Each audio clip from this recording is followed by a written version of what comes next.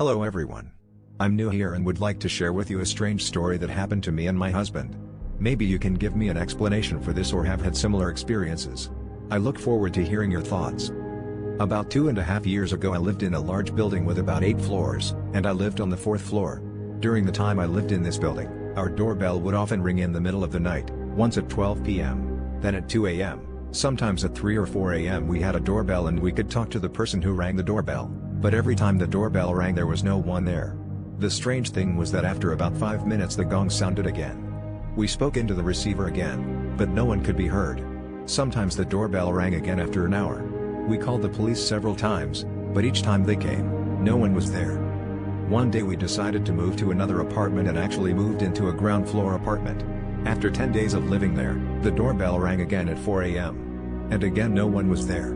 We called the police again, but this time no one was there.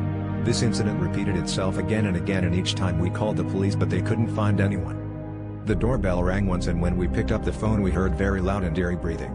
At this point my husband couldn't take it anymore and opened the door, but there was no one outside. At the same time we called the police, but again no one was there. These things kept happening and I could never find an explanation for them. I wondered what was behind all these strange events.